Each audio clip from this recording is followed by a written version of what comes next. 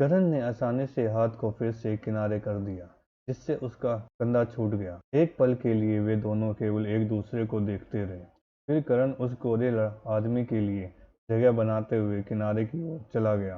करण ने बिना कुछ कहे दरवाजे की ओर इशारा किया। कुछ देर के लिए सुनहरे बालों वाले लड़के ने भौहें सिकोड़कर करण को देखा। एक और वह हो सकता था, लेकिन दूसरी ओर करण ने अपना हाथ किनारे कर दिया था।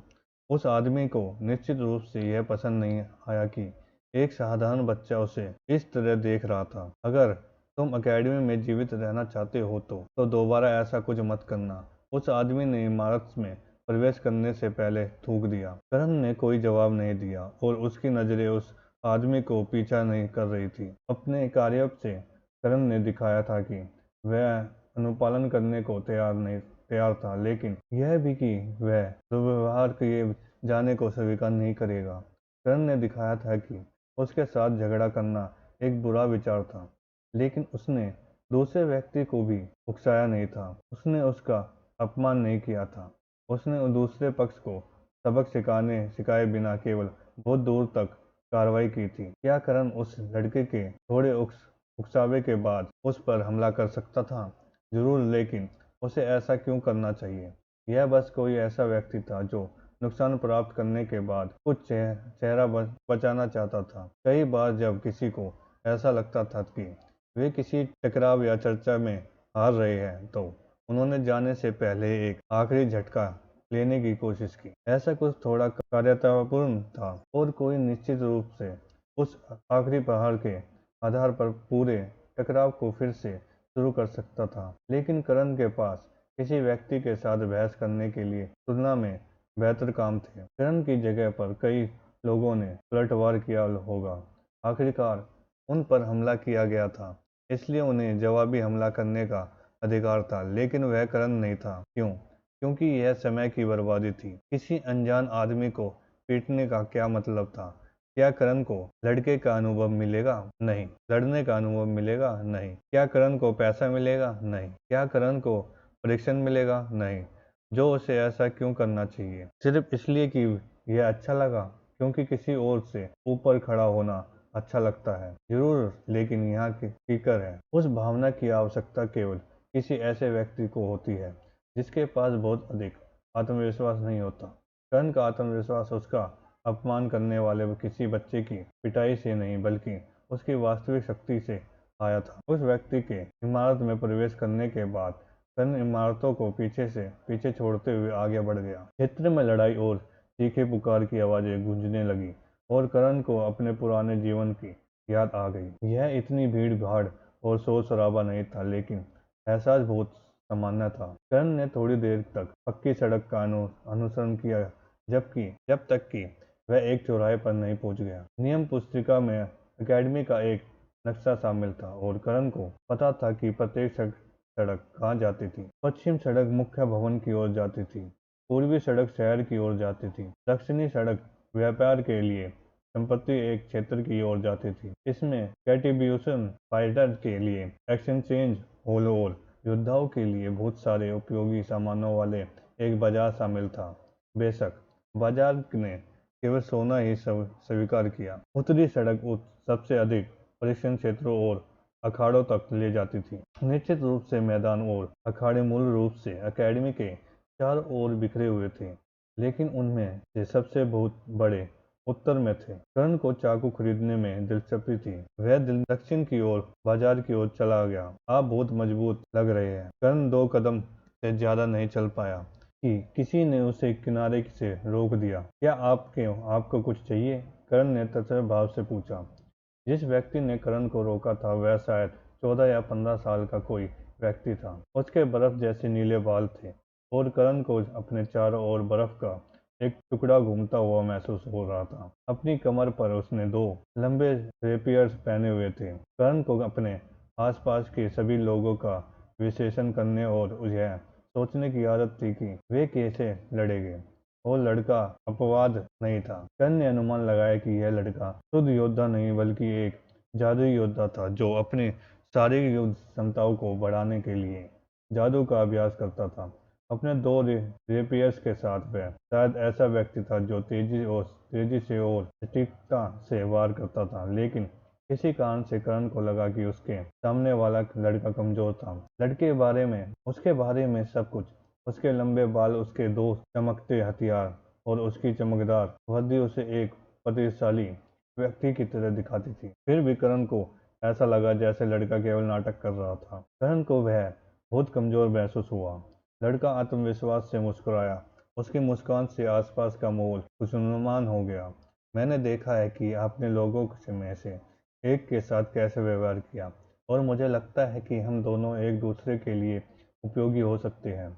उपयोगी किस प्रकार से? करण ने पूछा। ठीक है, आप देख रहे हैं, मैं गर्बोन नेशनल रिसोर्स ट्रेनिंग फर्म से अजय ग्रोबन हूँ। अजय ने शालीन स्वर में कहा।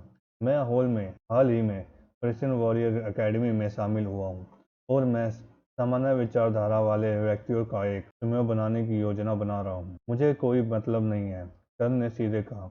अजय ने एक पलक के लिए करण को हैरानी से देखा, फिर उसने एक कड़वी मुस्कान बिखेरी। क्षमा करें, क्या आपने गैरम नेशनल रेस के बारे में सुना है? नहीं, करण ने उसे बीच में रोकते हुए उत्तर दिया।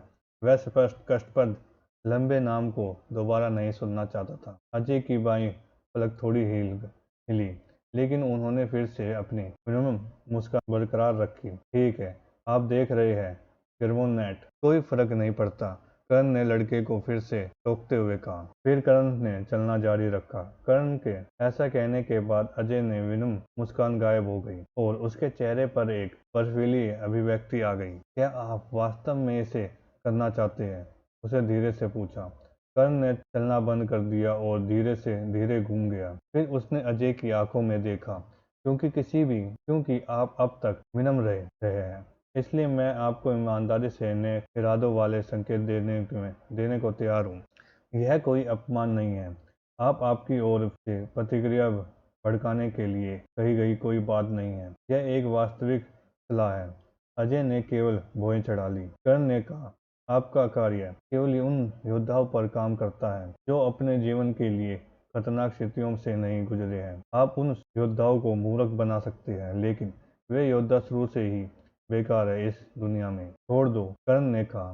शक्ति बनाने की कोशिश करना छोड़ दें। आप स्पष्ट रूप से अपने जीवन में खतरे से नहीं हैं, और एक अनुभवी योद्धा यह देख सकता था कि किस प्रकार की शक्ति बनाने के लिए अपनी राजनीतिक क्षमताओं का उपयोग करके परीक्षण के दर्द से बचने की कोशिश न करें। शक्ति, आप ऐसे उपकरण के लिए बहुत कमजोर हैं। परीक्षण वापस जाओ।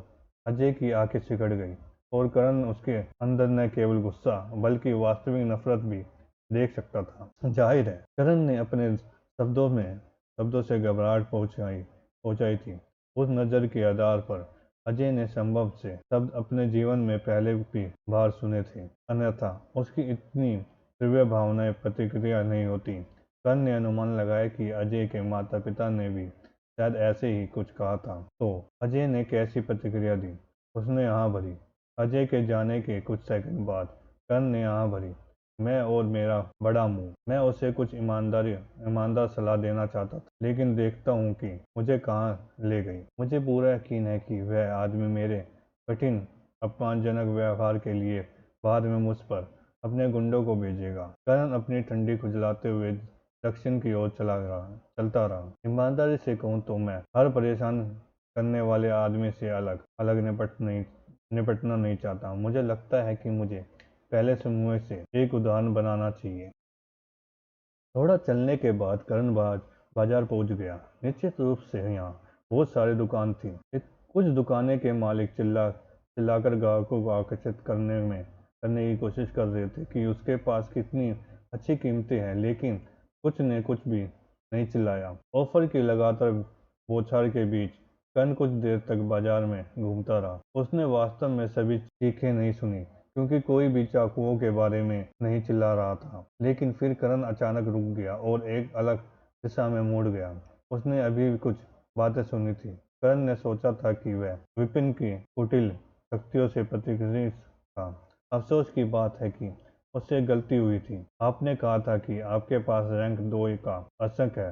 करण ने मुस्कुराते हुए व्यापारी से पूछा। बेशक, विली के फाइव फिंगर एसोसिएशन में केवल बेहतरीन अफसर असंख्य। मुझे दिलचस्पी है, करण ने पूछा। क्या आप मुझे दिखा सकते हैं कि आपके पास क्या है? अवश्य है। व्यापारी ने असंख्य के 8 अलग अलग टुकड़े निकालते हुए कहा। जाहिर है, ये टुकड़े वह सब कुछ नहीं थे जो वह पेश कर सकता था, और वे केवल प्रदर्शन के उद्देश्य से थे। करण ने असंख्य के 8 टुकड़ों को देखा। हमारे पास देने के लिए और भी बहुत कुछ है, लेकिन मैं आपके लिए केवल टैक्स ही लाया हूँ, व्यापारी ने विशिष्ट मुस्कान के साथ कहा। ये हमारे बेहतरीन रैंक 2 असंख्य है, साथ सभी अलग अलग संभावनाओं के लिए, और एक उन योद्धाओं के लिए जिन्होंने युद्ध मार्ग पर चलने का फैसला किया। करण ने 8 पत्थरों को देखते हुए सिर हिलाया। क्या मेरे लिए उन्हें चुनना संभव है? अवश्य। पत्थरों को आगे बढ़ाते हुए व्यापारी चिल्लाया। सच तो यह है कि उन्हें अवश्य के बारे में कोई जानकारी नहीं थी। दरअसल वह सिर्फ अपनी तलवार की प्रतिक्रिया को महसूस कर रहा था। जब भी करण किसी पत्थर को पकड़ता था तो उसकी तलवार हिलने लगती थी, और करण को उसमें से उत्तेजना और भूख महसूस होती थी। पत्थरों पर तलवार की प्रतिक्रिया उन सभी के लिए सामान्य थी। जाहिर है, उनमें कुछ खास नहीं था। वे सभी इनमें सामान्य रूप से थे। कर्ण यह परीक्षण करना चाहता था कि क्या उसकी तलवार किसी विशिष्ट एफिनिटी की सामग्री को प्राथमिकता देती है, लेकिन ऐसा नहीं हुआ। उनमें से सब कुछ वैसा ही था। एफिनिटी 1 के लिए कितना करना है? कितना? कर्ण ने पूछा। व्यापारी ने उत्तर दिया। आपको कितना चाहिए? हमारी कीमतें इस बात पर निर्भर करती है कि आप कितना खरीदते हैं। इस तलवार को पूरी तरह से नया रूप देने के लिए पर्याप्त है, करण ने थोड़ा घूमते हुए कहा, ताकि व्यापारी करण की पीठ पर तलवार देख सके। हथियार बाहर निकालना मना था, इसलिए करण को अपनी तलवार इस तरह दिखानी पड़ी। व्यापारी ने तलवार की ओर देखा और चौड़ी मुस्कान के साथ सिर हिलाया। आप भाग्यशाली हैं। यह हमारी सबसे कम थोक खरीद छूट के लिए हस्तियां प्राप्त करने के लिए पर्याप्त होने चाहिए। कितना? करण ने पूछा। अपनी पूरी तलवार को दोबारा बनाने के लिए आपको लगभग 7 इकाइयों असंख्य की आवश्यकता होगी, जो 150 सोने के बराबर आएगी, लेकिन थोक खरीद छूट के साथ यह केवल 140 सोने का है, व्यापारी ने कहा। करण ने सिर हिलाया। आइस एफिनिटी वाले के बारे में क्या? व्यापारी ने उत्तर दिया। आइस एफिनिटी अर्थ एफिनिटी की तुलना में बहुत दुर्लभ है, इसलिए यह थोड़ा अधिक महंगा है। आइए, आइस एफिनिटी की सामान्य मात्रा सामान्य रूप से 200 सोने की होती है, लेकिन आपके लिए 190 सोने की होती है। करण ने सिर हिलाया। बिना आत्मविश्वास वाले के बारे में क्या? व्यापारी ने कहा। यह हमारे सबसे सस्ता है, और इसकी कीमत केवल 100 सोने के सिक्के हैं। दुख की बात है कि उसकी मांग अधिक है, इसलिए हम आपके थोक खरीद पर छूट नहीं दे सकते। करण ने फिर सिर हिलाया। आपके समय के लिए धन्यवाद, लेकिन इस समय मेरे पास आपका कोई भी सामान खरीदने के लिए धन की कमी है। मुझे उनमें से बहुत दिलचस्पी है, लेकिन फिलहाल मुझे इसे अस्वीकार करना होगा। जब मेरे पास आवश्यक धन होगा, मैं करीब से देखने के लिए वापस आऊँगा, यह मानते हुए कि इस बीच मुझे कोई बेहतर प्रस्ताव नहीं मिला। व्यापारी की सांस फूल गई, लेकिन उसने अपनी मुस्कान या व्यावसायिक नहीं खोई। यह ठीक है, आप मुझे सोमवार से बुधवार तक यहाँ पा सकते हैं। मैं आपको आवश्यक धनराशि प्राप्त करने के लिए शुभकामनाएं देता हूँ। करण ने सिर हिलाया और अलविदा कहा। तो यह समझौता है? करण ने चाकू की तलाश जारी रखते हुए सोचा। सामानों का चयन व्यवहार से व्यापक से भी अधिक है। जहाँ तक मैं बता सकता हूँ, यहाँ दुनिया भर की चीजें मौजूद है। इस बाजार में छात्रों को वह सब कुछ मिल सकता है जिसकी उन्हें आवश्यकता होगी, लेकिन बदले में कीमतें ज्यादा है। करण ने सोचा। वॉरियर पैराडाइज के रास्ते में एक कस्बे में मेरी मुलाकात एक व्यक्ति से हुई जिसने मुझे केवल 40 सोने के लिए सामान्य गुणवत्ता का असंख्य देने की पेशकश की। दुख की बात है कि उसके पास बिक्री के लिए केवल एक ही प्रकार का रैंक 2 असंख्य था, और रैंक 2 असंख्य बेचने वाला कोई अन्य व्यापारी नहीं था, और मैं उन्हें दोष नहीं दे सकता। अगर मैं उनकी जगह होता तो मैं भी इसे स्थानीय स्तर पर नहीं बल्कि पूरे पैराडाइज जैसे विशाल और समुद्र शहर में बेचता। अधिकांश छात्र प्रतिष्ठित पृष्ठभूमि से आते थे। उनके पास पैसे की कोई कमी नहीं है। व्यापारी एकेडमी की कीमतों पर प्रतिष्ठा किए बिना अपना माल बेच सकते हैं। अगर मैं अपने तलवार को उन्नत करना चाहता हूँ तो मुझे कुछ सोने प्राप्त करना होगा। इसके अतिरिक्त मुझे एक शिक्षक से पूछना चाहिए कि असंग कहाँ से प्राप्त होते हैं। शायद वहाँ जाकर मुझे यह सस्ता मिल जाए। कुछ देर बाद घूमने के बाद करण को एक दुकान मिली जहाँ चाकू बेचे जाते थे। यह एक शिकारी की दुकान थी और वे जो चाकू बेचते थे वे जानवरों की खाल उतारने के लिए थे। अशक शिकारी केवल एक ही जानवर का शिकार करने के लिए जंगल में नहीं जाते थे। अधिकांश समय वे पूरे दिन वहां जाते रहते थे। जो कुछ भी उन्हें मिलता था उन्हें मार देते थे और उन्हें मारने की अनुमति दी जाती थी। जानवरों का मांस काफी पैसे से बेचा जा सकता था, लेकिन सोने का अयंत और वजन का अनुपात दांत पर और पंजे जैसी चीजों की तुलना में बहुत कम था। बहुत से लोग के पास स्पेस रिंग नहीं थे, जिसका मतलब था कि उन्हें अपने शिकार को जानवरों की बोरियों में ले जाना पड़ता था। यदि वे पूरी लाश ले जाते तो उन्हें तुरंत वॉरियर के सुरंग में लौटना पड़ता, क्योंकि वे और अधिक नहीं ले जा सकते थे। इस वजह से इस प्रकार के अधिकांश शिकारियों ने अपने शिकारी की सबसे मूल्यवान चीजों को आसानी से हटा दिया, जो मांस और हड्डियों को जंगल में छोड़ दिया। इससे जानवरों की आबादी फिर से बढ़ने का नकारात्मक दुष्प्रभाव भी हुआ। आखिरकार लाशों को वहां से वन्यजीव जल्द ही खा जाएंगे। कर्ण ने धोध सोने की कीमतें पर प्रथम क्षेत्र के सभी जानवरों के लिए उपयुक्त एक खाल उतारने वाला चाकू खरीदा। बाजार में शेविंग चाकू नहीं थे, क्योंकि अकेडमी में प्रत्येक योद्धा केवल शेविंग के लिए अपने हथियार का उपयोग करते थे। उनमें से बहुत से बिल्कुल भी शेव नहीं की। चाकू प्राप्त करने के बाद वह कर्ण हॉल में भी गया, जहाँ छात्र योगदान बिंदुओं के लिए अपने सामान का आदान प्रदान कर सकते थे। और इसके विपरीत कर्ण ने क्लर्क से अपना संतुलन जांचने के लिए कहा, और क्लर्क ने कहा कि कर्ण के खाते में 20 योगदान अंक है। जाहिर तौर पर 20 योगदान अंक की कीट बिल्ली की पूरी लाश का मूल्य था। कर्ण को पता था कि एक सामान्य पाठ में भाग लेने से एक छात्र को एक योगदान अंक मिलता है, जबकि एक मुख्य पाठ में भाग लेने से योद्धा 2 योगदान अंक मिलते हैं। छात्र जिस भी कक्षा में हो उसके लिए मुख्य पाठ कक्षा विशिष्ट पाठ से एक ईंट बिल्ली 10 मुख्य पाठों या 20 सामान्य पाठों के बराबर है। यह बहुत ज्यादा नहीं है, लेकिन कम भी नहीं है। एक और किसी को इतने सारे योगदान अंक प्राप्त करने के लिए मूल रूप से पूरे एक सप्ताह तक अध्ययन करने की आवश्यकता होती है, लेकिन दूसरी ओर किसी को केवल एक सप्ताह के लिए खुद को खतरे में डालने की आवश्यकता नहीं होती। मुझे लगता है कि यह छात्र किसी शक्ति पर निर्भर करता है कि वे स्थिति को कैसे देखते हैं। करण ने हॉल में असंग की कीमतों की भी जांच की। सबसे सस्ता रैंक 2 असंग की एक इकाई के लिए 2000 योगदान अंक थे। जैसा कि व्यापारी ने पहले सुझाव दिया था, करण को अपनी तलवार के लिए 7 इकाइयों की आवश्यकता होगी, जो 14,000 योगदान अंक तक आएगी। यह बहुत कुछ लग रहा था, लेकिन वास्तव में ऐसा नहीं था। केवल पढ़ाई से कोई छात्र इतनी आसानी से प्राप्त नहीं कर पाएगा, लेकिन यह कोई मुद्दा नहीं था। सभी के लिए पर्याप्त जानवर और मिशन थे।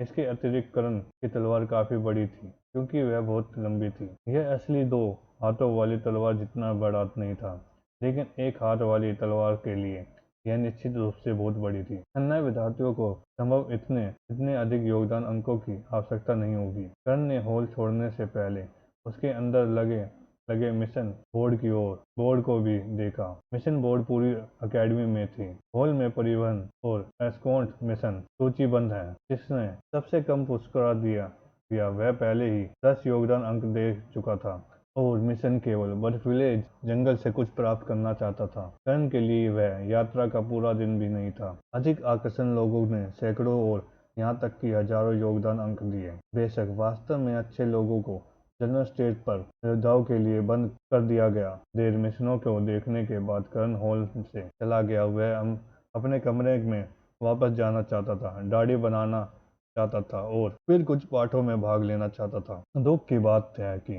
मुख्य भवन की ओर लौटते समय उसने जो सोचा था वह हो गया। कर्ण के उम्र के 4 छात्रों से बाहर फैलाए देख रहे थे। उसके बीच अजय गैरव खड़ा था।